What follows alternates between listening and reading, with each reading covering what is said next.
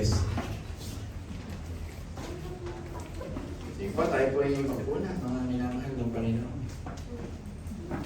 Salamat sa inyong mga talento, sa inyong mga pagtayo na meron ng confidence, sa inyong mga panalangin, mga bata pa kayo ay naturuan na kayo sa church mag-pray. Thank you. Pagpatuloy niyo sa buhay yan, dahil kung kami ay wala na sa daigdig na ito, ay meron kayong baon-baon na buhay ng paglilingkod sa Diyos. Amen po ba? Amen. Yan. Mag-iisip ako ng pangalan ng kumanta, hindi yan vocals. Kasi tatandalin kayo, hindi magiging yan. Mag-iisipan ko pa yan. Kung may Golden Girls, pag-iisipan ko yung inyong grupo. Hindi naman to backing girls. Okay, mag-iisip tayo niyan. Uli na Diyos, welcome lagi sa iyong mahabang biyahe. At sa inyo na pumapagod pa. Hindi mapagod pa ba? Ako. Salamat, Tantan. Sinulan mo ang message last week. Very good. You stand here with confidence. Lagi lang magpakumbaba sapagkat gagamitin pa tayo ng Panginoon. Salamat sa iyong sinimulan na topic na transitions at itutuloy ko ito ngayon sa umaga ito. Makinig po tayo mabuti. What transitions you are currently facing today? Yung iba sa inyo ay nakatapos ng pag-aaral na ng kolehiyo, katulad nila Tanta na mamasukan sa trabaho. Ako naman nakatapos ng semester ngayon. Praise God! Kasi kami, naglalaglag talaga kami every semester. Sinasabi naman doon na you will not be included anymore. Makikita ko yung mga classmates ko. Buti hindi nakalagay yung pangalan ko doon. Na-perfect ko naman yung attendance. Gawin ng Diyos. Pero yung grade, medyo kailangan i-workout ko pa ng konti. Pero salamat at nakapasa. Medyo mahigpit ko kasi eskwelahan kasi ito ay may pagka-Reform Baptist. Yung aking in-enrollan, parang Paul Washer School. Kaya medyo talagang medyo mahigpitan. Pag hindi ka nag-aaral, lalabas doon, kulang grade mo, hindi ka pwede sa ministeryo. Plak! Sabi ko, Lord, I need your miracles. May 3 semester pa. Sabi, pag-pray niyo po ako. Pag nakapasa ako rito, kung gusto niyo mag-Singapore, mamasyal tayo sa Singapore. Yan. Pwede yun. Marami naman. So, what transitions you are currently facing? Siguro iba sa inyo ay mag-abroad na. Pwede another transition niya, mamumuhay sa ibang bansa. Baka pinag-pray niya yan. Yung mga transition niyo ngayon, prepare magka-anak. Siguro, magka-baby ulit si Richard. Hindi natin alam. Hindi na pwede. Marami. Ano kaya mga transition natin sa buhay na yun? Marami naman. Oy, makinig kayo. Importante ito. Lahat tayo ay may transitions in life. Tama po ba? Amen. Kami ni Candice, napansin ko, nagkakaedad kami. Iba na eh. Iba na talaga. Mga transition. Physically, hindi na kami kasing nung araw, talagang we need the support of the maintenance. Kung hindi ay maaga kami magtara-transition from earth to heaven. Mapansin ko iba talaga yung nagkakaedad. Sabi ko, it is true. Lalo na pag 50 pa ito. Kaya kayo mahalin yung katawan nyo, mabata pa. It is true. Regularly, magpa-check up kayo. Alamin niyo yung mga lagay-lagay niyo. Every 3 months, you do the checking of the doctor. Importante. Habang buhay niyo, pagka kayo ay may ganitong bagay. Marami rin nagmi-miss opportunities because they never follow transitions of life. Hindi na lumago, hindi na tawag dito, hindi na ginawa yung pinapagawa ng Panginoon. Hindi na nakatawid sa Jordan. Diba? Kaya kayo pinag-aaral ko, sabi ko may quiz talaga tayo, tututuhanin ko ito, hindi biro. Lani, hanggang, ano bang inassign ko na bibili ng gift? First, yung champion. Second, third for individual, for second, third for group. Totoo po. For example, bibigyan kami ng quiz. Hindi naman kayo mahihirapan. Si Reha ba ay inihulog sa dayami A? Si Reha ba ay inihulog ng lubid? Si Reha ba ay inihulog sa tubig? Si Reha ba ay gumapang sa wall? Anong sagot? Sino sumagot nun? Yun yun. May pagpipilian naman kayo. Pastor, walang cellphone tsaka chat GPT. Oo, ah. walang chat GPT. Walang chat GPT. Hindi accurate yun, hindi accurate yung chat GPT. Nangungopia lang yun sa Google. Pinakamahalaga ay mag-i-exam kayo from Genesis to talagang magpapa-exam. Maniwala kayo.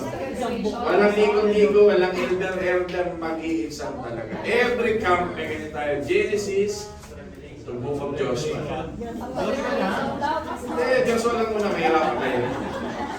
Kasi maraming detail niya. Kasi pag pipilian, Ako, kagkaalaman lang. kakaalam. Talagang may award, pastoral award. First prize. Papagawa ko, papagawa ko sa inyo ng pastoral award. Every year na yan. Si Moses, nung siya ba ay mga panahon ito, matanda-matanda na, may sakit, pangatlo, hindi na makalakad, PW pang-apat, patay na. Anong sagot? Ayan, yan yung mga easy round. Sino ang asawa ni Joshua? Difficult round. Diba? Madali yung easy round, pero mayroong easy. Mag-aaral kayo mabuti dahil personally, may award akong bibigay as your pastor. Hindi pwedeng nagpapasa ako sa inyo ng Exodus, Leviticus, tapos kumari na nagtataas kayo ng kamay, hindi nyo nabasa. Uulit kayo. May camp tayo. Talagang ano dyan. Para ma-review kayo. Daming bayaw sa kap. Kasi nakarin, humabol. Kukuha na lang sila ng hotel daw. Siguro sa labas. Praise God. No? Yung gusto namang sumama, pwede naman kukuha kayo ng hotel sa labas. Then, yung pagkain nyo, siyempre nasa labas na rin. Pag may activity tayo, punta na lang kayo. Ate Ros, gusto mong humabol, kukuha ng hotel sa labas. Pero, hahabol na lang kayo. Kasi may importante ito yung gawain. Salamat sa Diyos dyan. Amen ba doon? Amen. Good news yan. Ang buhay ay puno ng transition. Ano sa Tagalog ang transition? Ano sa Tagalog ang transition?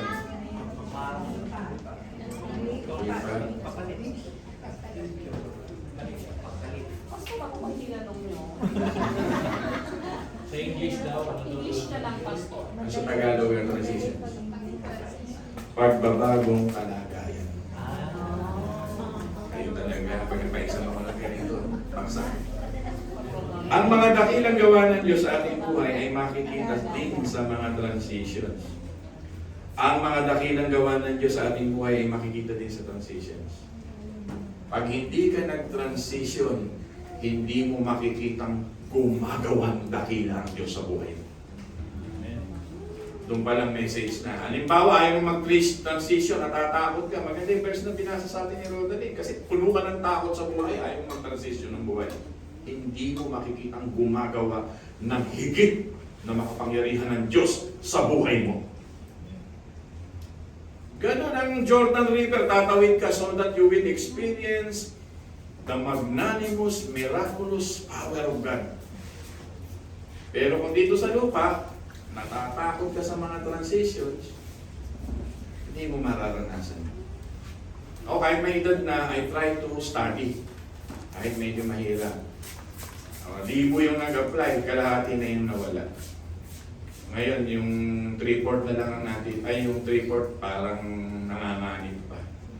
Kaya sabi ko, Lord, I will try for your glory. Kasi nakikita ko, marami akong natututuan. Alam nyo, kala ko, marami na akong alam, hindi pa. Hindi pwedeng kampante ka na marami na akong alam, wala na akong gagawin sa buhay ko. Lalo na kayo mga leader, hindi pwede yun. You find ways to really mag-self-study kayo, mag-notes kayo, kumuha kayo ng mga mentors ninyo. Kagabi, na-meet ko yung uncle ni Candice na pastor, kapatid ng tatay niya. Uncle niya, nag-reunion kami sa Quezon City. Diyan lang sa GMA, malapit sa likod ng GMA. Sabi niya, Ariel, hanggang ngayon nag-aaral pa rin ako, nagsisik pa rin ako ng maraming mentor sa US. Hindi ko tinitigilan kasi maraming challenges. Marami nang obsolete sa ating mga ministeryo at pagpapastor. Natutuwa naman ako doon sa sinabi niya ngayon, kahit may edad na siya, 69 years old. He never stopped learning the Lord. Why, Pastor, sinasabi mo, challenge ko kayo. Baka kasi nasa upuan na lang kayo. Okay na, gumawa ka ng paraan na ma-challenge ka. Buy books. Buy theological books. Lalo na yung reform books, magtanong kayo sa akin, madami yan. At pag pinili mo, basahin mo, aralin mo, matututo tayo. Ang Diyos ang dakilang patnubay ng transitions. Amen ba doon? Huwag kang matakot. Kung ikaw, Chay, 1 taon na lang, napapakainin ko, huwag kang matakot. 1 taon pa yan. Pagka ikaw ay kumikita na ng pera, mag-budget ka ng sarili mo, huwag kang matakot. Kasama mo kasi anak ang Diyos sa buhay mo. Tuwan-tuwa siya. Kaya tatagalan mo. Yun ang aking prayer. Transitions of life. Turuturuan na nyo ang inyong mga anak. Mga minamahal. It displays God's power and we witness His mighty act in our transitions. Pwede itong exciting at pwede rin itong frightening. Tantan mentioned to us that the Red Sea, bago sila tumawid, pinagaan pa ng Diyos ang loob nila kasi nabiyak muna. Dito, month of Nisi. Nisi, ito month mo. Pag sinabing month of Nisi, natutunaw ang yelo sa kapundukan. At sa pagtunaw ng yelo sa kapundukan, ito ay maago sa ilog.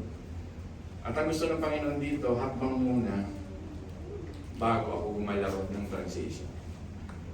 Tama si Apostol na Pablo na maniwala muna bago tumanggap ng mga bagay-bagay. Yung binasa mo kanina, Rodalyn, ang taong may tapang para sa Diyos sa hakbang pa muna. And you will see the other side. Amen po?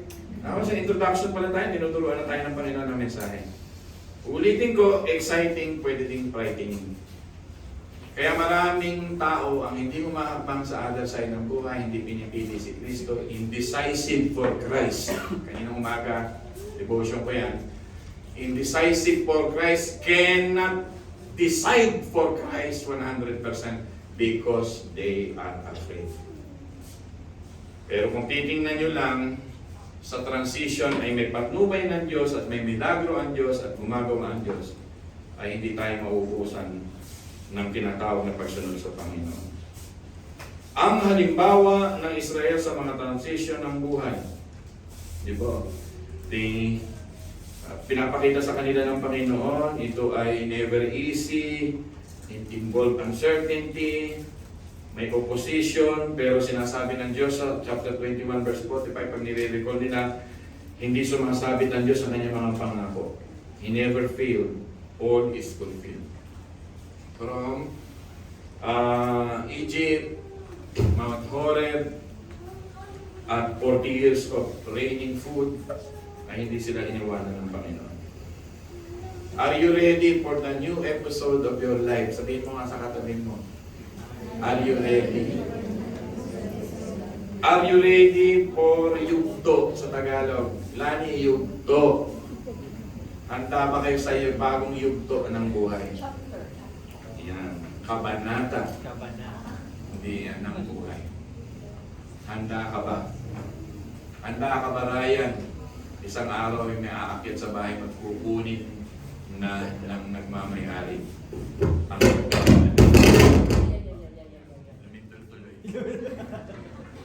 handa na ba kayo sa ganun? Handa ka na ba, Lani, na ma-expose minsan ng iyong mga anak na meron na palang minamahal? Hindi pa po. Hindi ka handa? Hindi pa po. Sorry, hindi pa handa. That's the point. Bakit ako nagsasalita ng ganito? Iyon po, yung mga new episode eh. Kasi bigla ka magugulat, ito na pala ang new episode. Yun yun. Ano ba ang mga pinagmula ng transition? Genesis chapter 12 and Genesis chapter 15. Nagre-review tayo. Ano yung Genesis chapter 12 and 15? Bible content. Ano yun? Okay. May chat GPT ka dyan.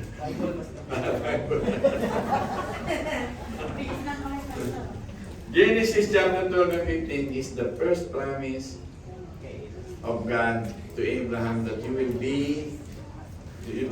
become a great nation. At pinatotohanan niya sa Genesis chapter 15. Ako, may mga exam tayong ganyan, kaya hanggang Joshua. Mag-aaral na kayo ng covenant, mga tao, mga months, naku, may multiple choice naman. Kaya talagang magbibigay ako ng pastoral award. Maganda yan. Alagay natin ito, the best Christian of the year. Yeah! Kung meron tayo dito. At least nakakaya, asawa ng pastor, baka paligalan ka. Basta wag naman yung pinagsasabi sa inyo. Hindi ako bahala doon.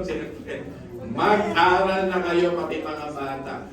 Walang malulugi basta nag-aral. Maniwala kayo, Jen. Aralin nyo Genesis to, makakasagot ka. So, Genesis to Joshua. Genesis to Joshua, makakasagot ka. Pero pag di nag-aral, hindi ka talaga makakasagot. May bonus na, Abraham. Listen. Hindi ba pwede extension pa?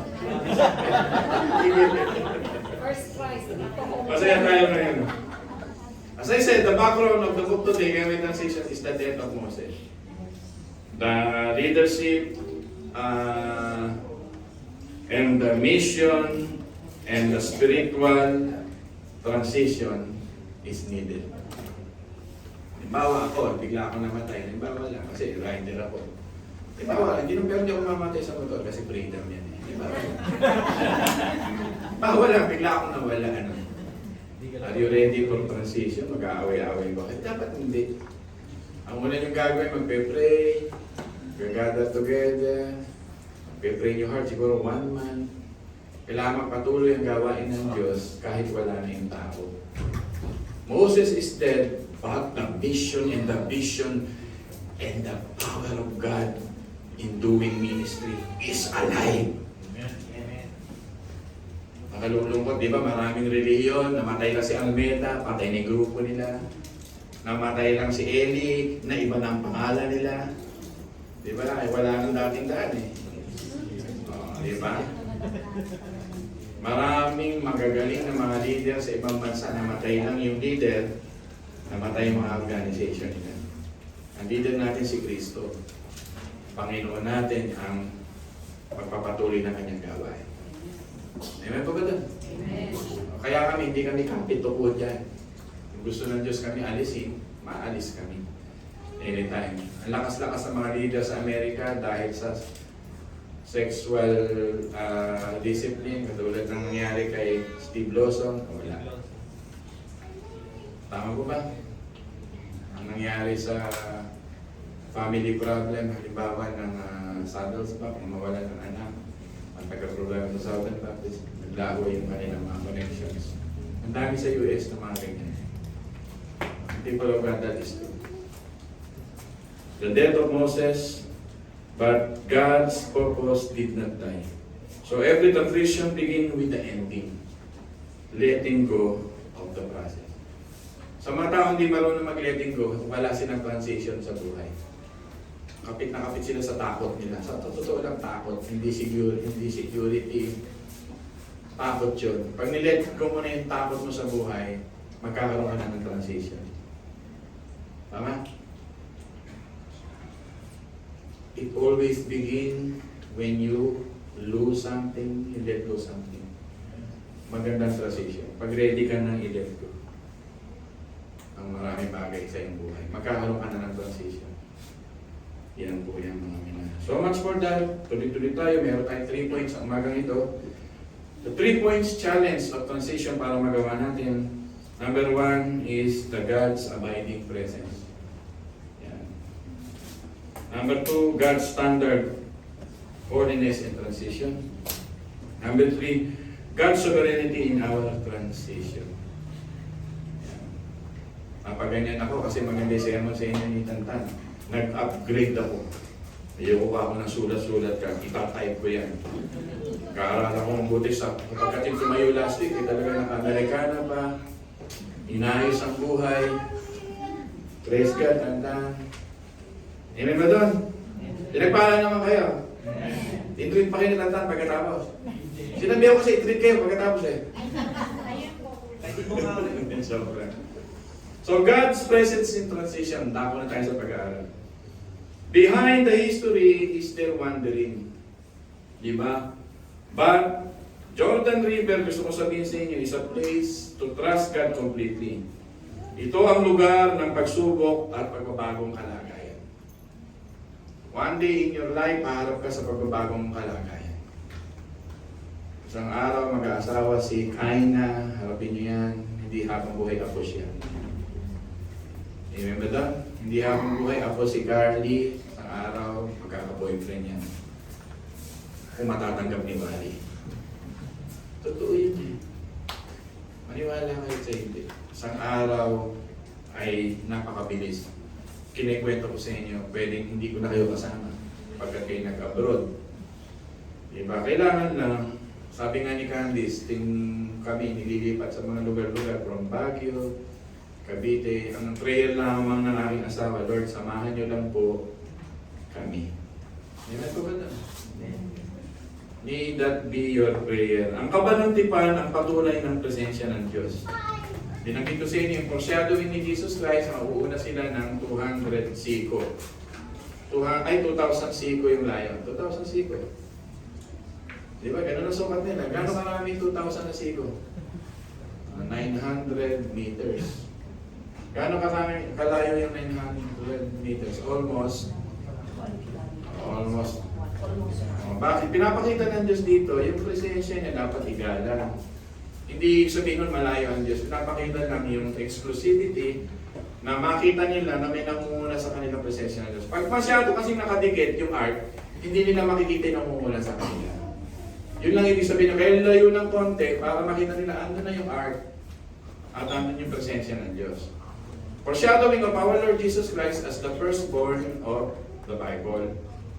Nauna si Kristo na lumakas sa shadows of death. Yung message, maganda yung verse mo kanina, Rodalyn, kasi hindi natakot ang Panginoon sa pagkakmang sa buhay na naog sa lupa. It never means na si Jesus lang yun. It means that you will follow and obey Him. Kung nauna na si Jesus Christ, susunod po tayo sa kanyang mga yapak. Kaya ang buhay ng Kristiyano hindi po masayang tunay. Ang buhay ng Kristiyano, sabi nga ni Bunyan, is a pilgrim progress, may hirap. Meron tayong sakripisyo, meron tayong mga struggles. Pero ang importante nito ay meron tayong kaban ng tipan. Di ba Nisi? Nisi anak ko. Yan. Ang patunay na presensya ng Diyos. God's greatest blessing to Israel ay ang kanyang presensya. Ang greatest blessing sa buhay ninyo ay ang presensya ng Diyos. Wala nang iba. Tama po ba? Hindi ko binabaliwala yung mga pera ninyo, yung mga bank account ninyo, yung mga security economy sa flag ninyo, na hawak-hawak nyo ngayon. Hindi ko binabaliwala yan. Pero ang pinaka-importante sa buhay ninyo ay presensya ng Diyos. Kahit meron ka niyan, pero kung wala kang presensya ng Diyos, you lose everything. What is important na dinidesign ng mga taga-Israel is the very presence of God. Dito sila nag-worship sa gitna ng camp. They are waiting for the very presence of God. Kaya tayo nag-worship dito, tumatayo kayo, pinag-aaralan natin kumawit, mag-aaral, we are waiting for the exact presence of God in our hands. At salamat sa Panginoon, standing in the promises of God, all are yes to Jesus Christ. All are amen. Kaya huwag na natin i-disregard ang ating relationship sa Diyos bilang mga believer ngayon. Mahalin niyo ang inyong pagkakatawag bilang Kristiyano. Sapagkat dahil kay Kristo ay sinamahan tayo ng Panginoon. Ang pangalan nga ng Diyos ay, kung mag-i-exam kayo, ay He is with us. Ano tawag ito? God with us. Pasado ka na, Candice. Talagang magpapa-exam ako. Serious. Iyakan nito, luha at tawanan. Ilang items, Pastor? Sure. Yan, basta meron yan. I-prepare nyo lang yung mga gift. Importante yun. That's it. Imagine mo, pillar of fire during the night, presensya ng Diyos. The clouds during the day, the presence of the Lord. The Ark of the Covenant is the foreshadowing of the absolute presence of God in Christ. Hindi talaga nang iwan ng Diyos kailanman. Amen ba doon? Joshua 1:5, I will never leave you nor forsake you. Chapter 3, verse 10, binasa sa atin kanina, I will live among you. At yan po ang ating tinatawag na presence ni God. Okay na po yan. That's the point. Desire for the presence of God. Desire for the presence of God. Importante sa buhay natin yan. Napaka-advance na ng buhay ngayon. May mga internets na kayo. Nasa inyo na ang lahat ng information. But it is not necessary that the presence of God is with you. Gising nyo sa umaga, you really wake up, checking your heart, concentrate to the very presence of God, seek your soul, kung ano ang kalagayan sa Diyos. Then you will really understand the presence of God in transition. Secondly, God's standard in transition is the holiness in transition. Verse 5, babasahin ko sa inyo. Ano sabi dito? Then Joshua said to the people, consecrate yourself for tomorrow the Lord will do wonders among you. Ang ganda po ng NASB. Then Joshua said to the people, consecrate yourself. Ano sa Tagalog ang translation? Pabanan ninyo ang inyong sarili. Make yourself sacred. Sanctify yourself in theology. Ibig sabihin, lumalakad ka sa sanctification. Sinasabi ng Diyos, not the sharpness of your sword sa pag-conquer ng land. It is by your holy life. Huwag niyong ipaglaba, pagyabang, not yung inawit natin. Whom I have in heaven but you. God is our. Huwag niya ipagyabang ni Joshua yung kanyang pagiging commander, sharp yung kanyang sword. Ang pag-conquer, which is the context of Joshua, is by holiness in transition. Pag tayo namumuhay na may holiness, at widaw tayo sa ating soul, ano yung widaw? Wikang ano yan, Espanyol, widaw ka. Ibig sabihin, you are alert, you are cautious, you are on high alert sa buhay na ito, baka makapasok ang kaaway sa buhay mo. It means the life of kadosh. In the Hebrew word, it is your distinct life that separates you among the world. Romans chapter 12, ano sabi ng Panginoon? Offer your body as living sacrifice, holy and pleasing to the Lord. This is the act of your spiritual worship. Verse 2, verse 3, and you will understand the will of God, which is acceptable and pleasing to the Lord. Blah, blah, blah. Nakasulat sa Romans chapter 12. Pinasabi lang ng Panginoon, hindi kailanman matatalo ang lumalakad sa kabanalan ng Diyos. Maging aware po tayo, ito po ang laman ng Genesis to Joshua. Gusto ng Panginoon that the prosperity gospel, ulitin ko di tayo prosperity gospel, that the true blessed life and prosperity of the Lord. Deuteronomy chapter 28, 29, 30, and 31, when they live holy life, all blessings of God will come. But pagka dinisregard nila, dinisobey nila si God, nag-idolatry sila, namuhay sila sa gusto nilang mga lakas, the curses will come. So Deuteronomy 28, 29, 30, the curses and the blessing, that's holiness. Subukan ninyong mahalin ng Diyos at lumakad araw-araw na natatakot ka sa Panginoon. Nakita ko ang kanyang pagpapala. Hindi ka talaga niya bababayaan at iiwan. Magtatagumpay ka sa iyong buhay. Amen po ba doon? Amen. Leviticus 19 verse 2, be holy for God is holy. The God's conquering of promised land ay pinagagamit ng Diyos sa kanila ay iyong holiness. To experience the presence of God in victory, holiness is that. Mga minamahal, iba tayo sa mga unbeliever, ayaw sa gusto ninyo. Ang standard natin, hindi standard ng mga artista o politika. Wala nang takot ang ating gobyerno sa Diyos. Pinagtatakpan nila yung mga maleta. One day, God will reveal them. Sa harapan ng hukuman ng Diyos, one day, they will be exposed sa ayaw at sa gusto nila. Kung dito kayang lusutan ng mga technicalities, dami nating politikong gano'n. No? Kaya minsan iniisip ko, maganda pa minsan, North Korea, China, sa atin, yung katalinuhan, pagtatakpan ng kanilang katarantaduhan. That's the word. Sasama lang ang loob ninyo, bibigo ang loob ninyo sa gobyerno. Why not give it to God? One day they will answer everything to God. Totoo yun. Hindi ako nawawala ng pag-asa. Ang Diyos ay magbibigay ng justisya. Yung justisya po, nasa Diyos yun. Bakit ko sinasabi to? Kung wala ng holiness ang ating land, ano ba sabi sa Chronicle? Hindi talaga pagpapalain ng bayan. Diba? Unless you, sabi ng Panginoon, humble yourself, repent, and God will heal the land. Chronicle, anong verse yan? Kung alam ninyo. Ang prayer ni BBM, unity. Simula pa lang siya kumakatita ng unity. May unity pa kayo nakikita, matatapos na. Kasi hindi ka sinasamahan ng presence ni God.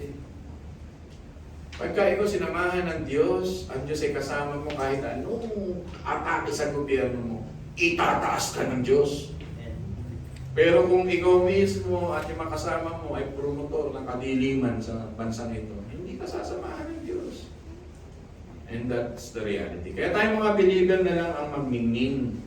Tayong mga believer ang siyang lumakad sa katotohanan. At is expected po sa atin yan. Sabihin mo sa katabi mo, expected sa iyo.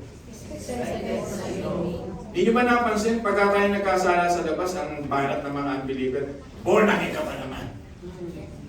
Diba? Pareho lang naman tayo makasalanan na katulad nila. Kayo lang mag-asawa, pag nag-away, Christian ka pa naman. Tama hindi? Kami nga yung kanis, pag nag-asawa, pag nagtalo, pastor ka pa naman. Bong, nararanasan mo yan, elder ka. Diba? Ikaw ba, nararanasan mo Kuya Mado? Hindi naman. Yung aso yun, sumatahol. Elder ka pa naman!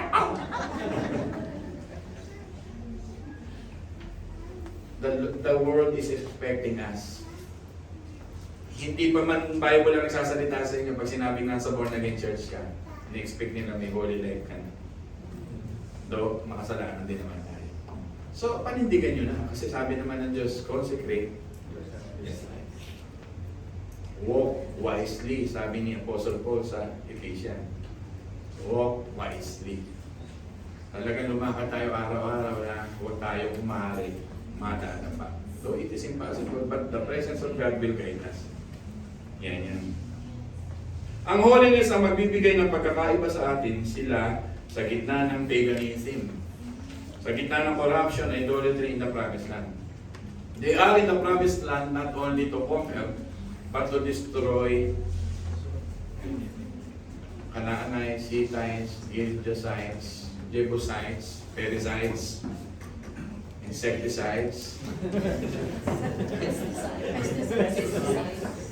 Meron kayong exam nun. Ako, tandaan nyo, ilan yun? Ilan yung kinongker na lang sa Canaanites? Ilang hari ang pinatumba ni Joshua? Alam mo, merong award. Kasi yun ang message niya Ay, 31. The smallest city, the largest city, pag-aralin nyo, napakasarap ng exam yan. Kaya kayo, pag nagpalaro, may part ako na doon na parang siguro mag-isip kayo ng 2 laro sa half day. Binibigay ko na sa inyo mga kwento. At bibigyan ko kayo ng kalayaan after natin mag-lunch ng August 1. Yes, bibigyan ko sila ng kalayaan, August 1. Ano yan, August 1? That's Saturday. Saturday. Kasi 31 is a free day. 1 is beans and Yung 1, free day. Yung August 1, may kalayaan kayo in body-body system. Huh? Pastor, 31 free day. Half day lang tayo maglalaro.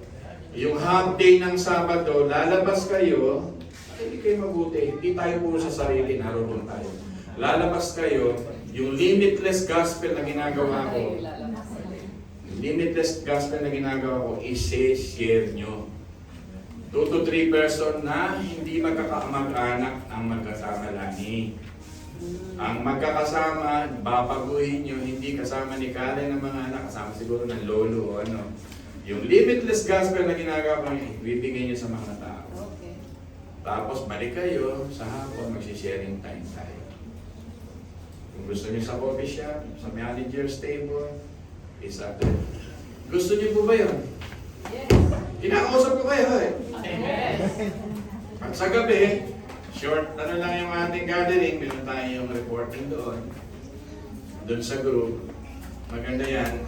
Doon ayon din sa ginawa niyo. Kaya half day lang sa Saturday ang gagawin natin. Pagka lunch, you can go with another kasama. Kung gusto niyo mag-file sa akin, pastor, gusto kasama, pwedeng mag-usap tayo mamaya. Hindi yung magkaka-close.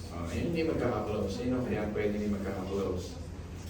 Bawa si Candy, sino pwede mo kasama? Lani.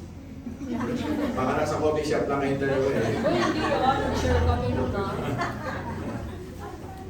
Para masaya. Kasi we are in Baguio, hindi ko naman kayo ikukulong doon. But pag lumabas kayo, babalik kayo, in timing, in sa saktong panahon sa hapon, bago mag-dinner, kailangan nakabalik na kayo na meron kayong experiences to share the true gospel. Ewan ba? Binibigyan mo lang kayo ng idea sa gumagawa ng program dyan. Tuloy ang buhay, God's standard is the holiness. Lumabas na tayo sa ating mga comfort zone, mga minamahal. Ang kabaligtaran ng tipan, anong kabaligtaran ng tipan? Yan ang question ko sa inyo. What is the opposite of command ng tipan? Nag-ano ako sa inyo, parang Bible, anong opposite ng Ark of the Covenant? Ano yung opposite ng Covenant? Wala. What is the opposite of the Covenant? Works? Curse. First?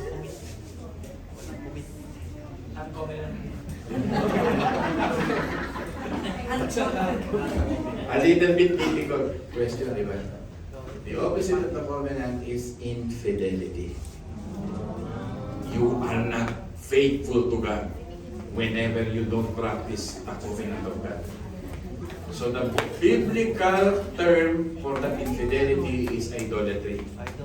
Sa panahon na hindi sila nagiging matapat sa kanilang marriage between Yahweh and Israel, between Christ and the church.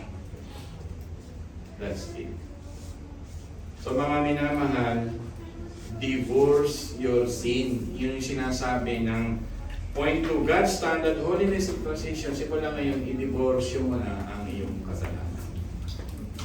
Because you are the bride of Christ. Amen po ba doon?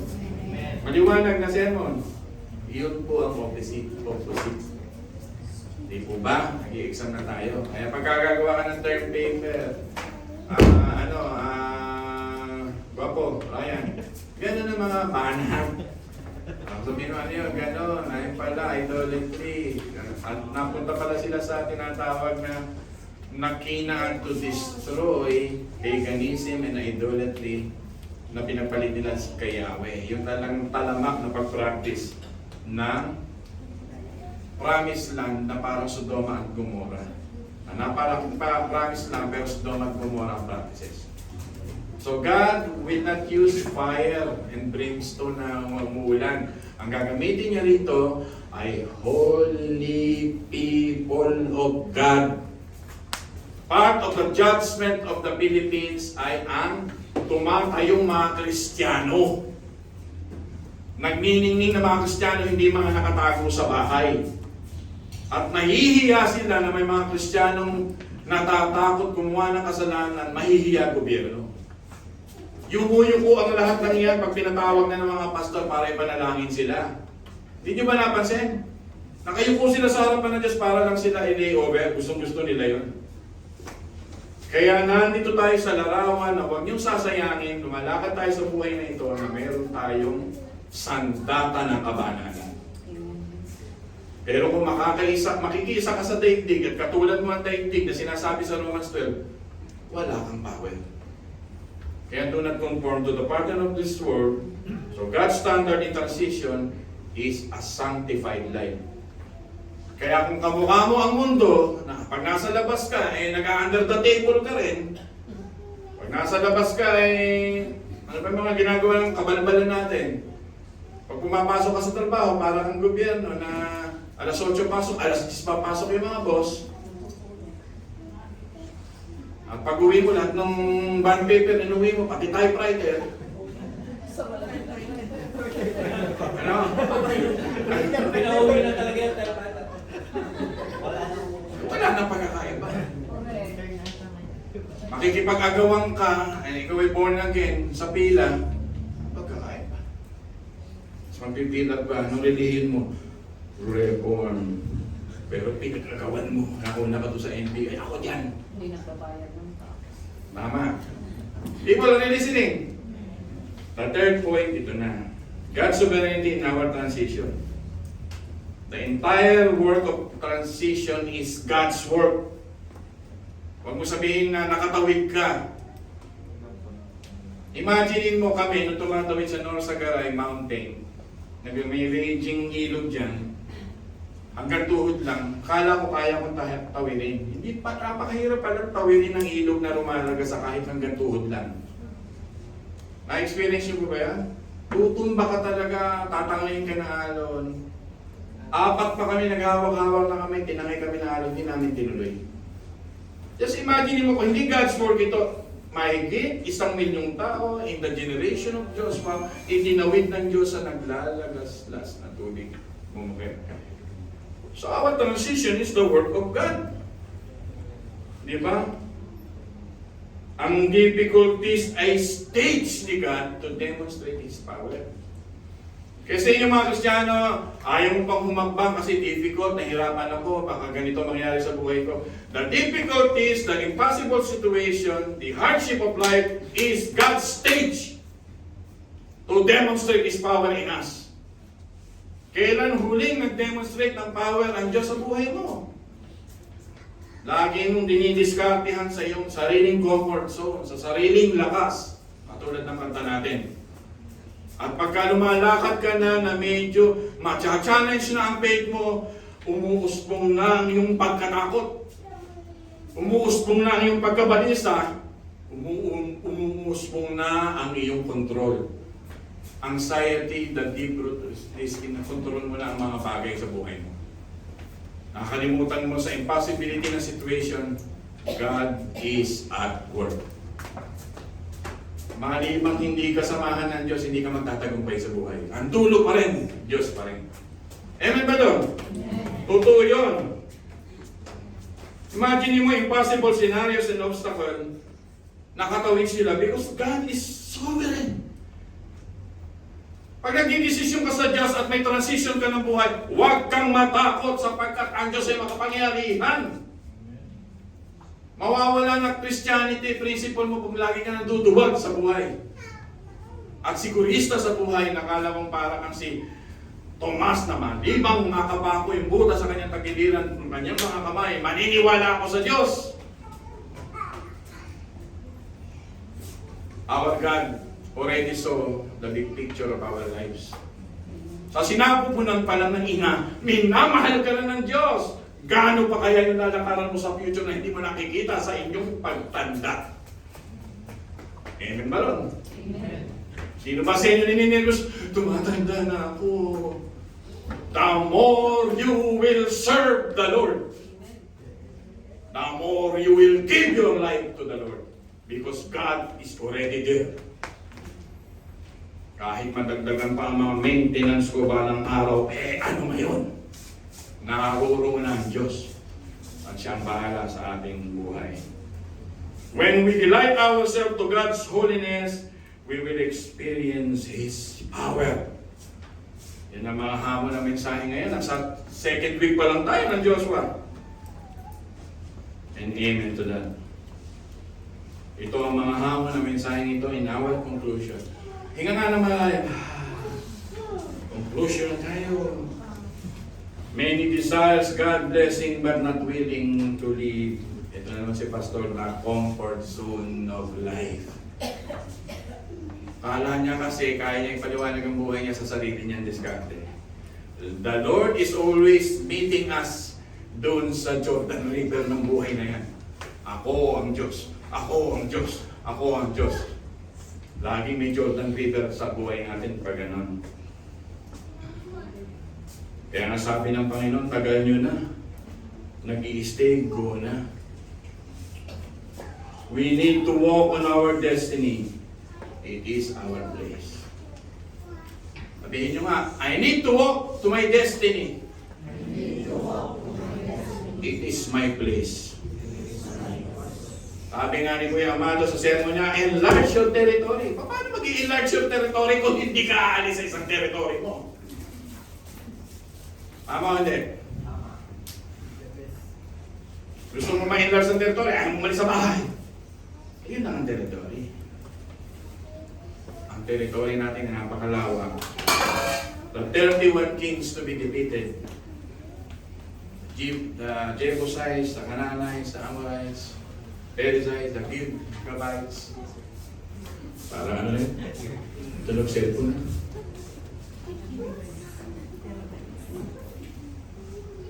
Stop convincing yourself, I have plenty of time. Yan ang mga tao eh. Saka na ako susunod, Pastor, I have plenty of time eh. Na-enjoy ko pa itong buhay ko eh. Dito ako sa land flowing with milk and honey.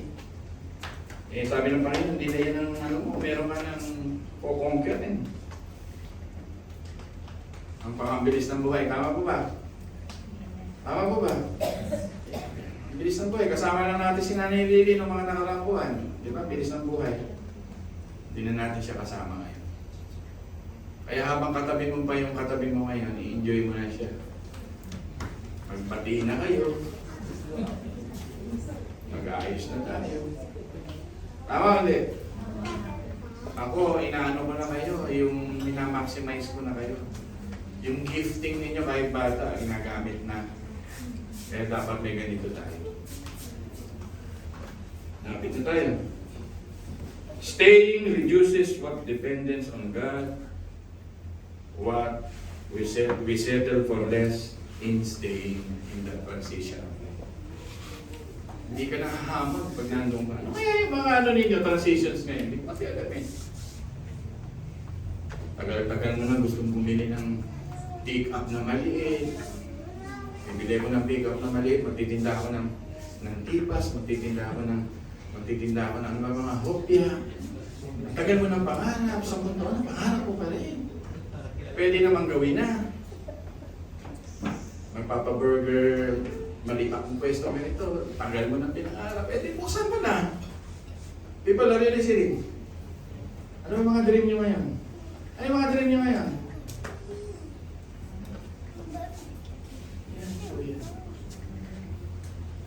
Malapit na. Staying reduces what dependency on God. Gusto ka nang patawirin sa Jordan River. Ang ganda na mensahe na Diyos sa mga ito. Amen po ba? Huwag mo sabihin, matanda na ako, wala na akong magagawa. Hindi yun totoo. 80 anyos dito si Joshua. At nung mamatay rito si Moses, ilan taon siya? 120. Okay, tanong. Kaya may oras pa tayo. Kuya may oras pa. Elder, may oras pa tayo. Diba, marami pang oras. Marami pa tayong bundok na pupuntahan. Sisiran. Amen? God's purpose is bigger than your personal comfort. Sinabi ito ni theologian Tristan Brians no Sunday. God's purpose is bigger than your comforts. Sabi niya. And that is one of our conclusions. No! Ito, nilagay ko to the people of Sumandig. Nilagay ko dyan eh. Senior ko to eh. But dito gusto ko lagay to the people of Shepherd's Heart Church. The end of one blessing is the arrival of another. Amen? Blessing na yung nakilalagyan mo ngayon. May bahay ka, may sasakyan ka, may pagkain ka. Pero sabi ng Panginoon, I want to bless you more. more and more. Conquer Jordan. Pawirin mo na ito. Mga oras na ito. Amen, people of God. Tayo po lahat ay tumayo, mga inamalo.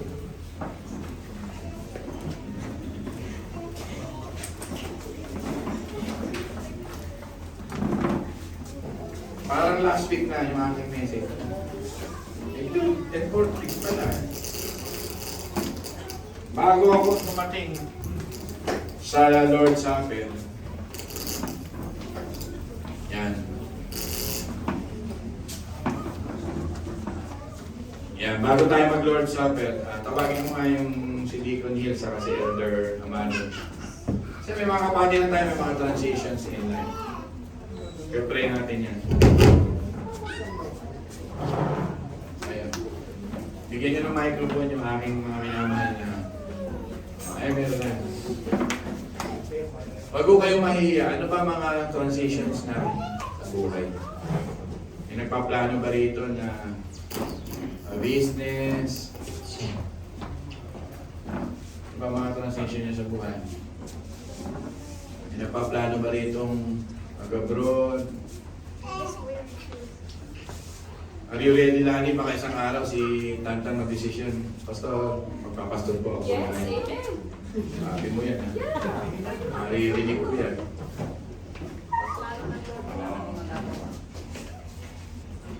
Are you ready kami? Pag sinabi na ni Ryan, pagkatapos niya, hawak siya ng simbahan at hindi na wantong noodles. Sa inyo, pag-usapan niyo. Yan yung mga transition in life. So, any one of you na may transitions in life, good. Kasi meron kang walking in the Lord. Before we remember the God of transition, that's the title of the message. The God of transition. Transition na tayo sa susunod yung ating church. Puno na ng microphone, hindi na tayo kailangan ng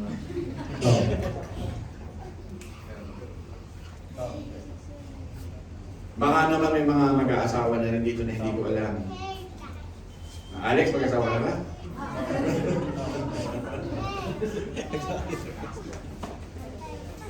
Chay, are you ready for transition of life? Mag-boyfriend ka ba ngayon? Taon, papasok? Oo daw. May exam ako na nanampal si Joshua.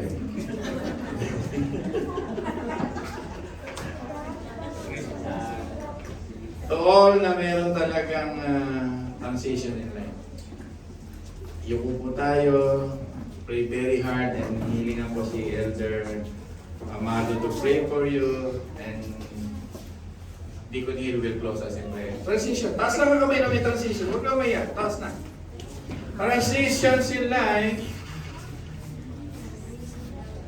Wala kayong mga transitions in life? Mag-aaral ako ng bagong putahe sa pagluluto, sama-sawa niya, asawa ko sa ganito. Transitions yun eh. I will try to improve yung aking habit of sleeping. Hindi ako natutulog sa gabi. Wala na akong trabaho, pwede bang matulog ako ng maaga? Transitions. Tamad na tamad ako mag-exercise, puro sugar ang tinakain ko. Ngayon, I decided to go on a physical. Amen ba doon? O kaya tanong ko, may transitions pa tayo mo. Taas ang kamay, may transitions! So I will ask Elder Armando to pray sa mga transition natin sa buhay. Then I will proceed na doon. Sige po, iukod niyo ang inyong mga ulo. It seems so important to other people because maybe they will go to abroad. Yun eh. Maybe they will choose another job. Ano yan, mga crucial sa buhay natin yun. Maybe gusto nang umalis sa bahay, di ba, Jess? Mga kwento niyo sa akin eh. Nagawa niyo naman talaga. Hindi ko maiiwan man ako maglalaban ng brief ko. But, mga kwento ko sa inyo eh. Kailangan ready tayo. So, ano naman ito? Let's pray. Yan na.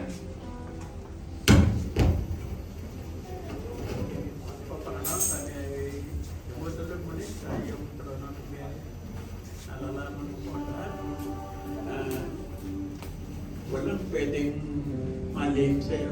Ito naman po ang mga transition na ginagawa ng aming mga kapatid dito sa Shepherd Church. Nalalaman mo na.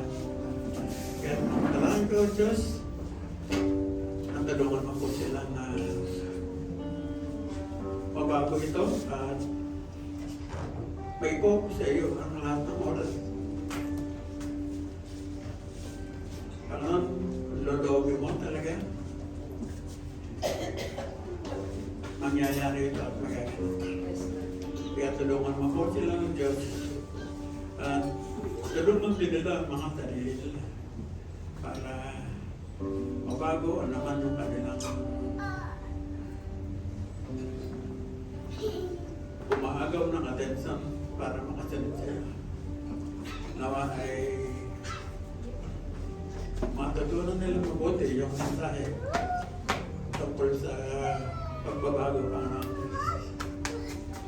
nailibat yung mga sarili ng yung mga dati na lang kinalilibangan na hindi maganda o nakakaagaw ng atensyon sa pagsalita. Nawa ito ay mailipat nila sa iyo, Diyos, nang may bukal sa puso at talagang sa ilang ipinaubaya na nawa pa naman, Diyos, sa mensahe. Narinig namin ngayon. Ito ay tumanin sa puso at isipan ng bawat isang kapatid ko. At makita ito sa kanilang buhay.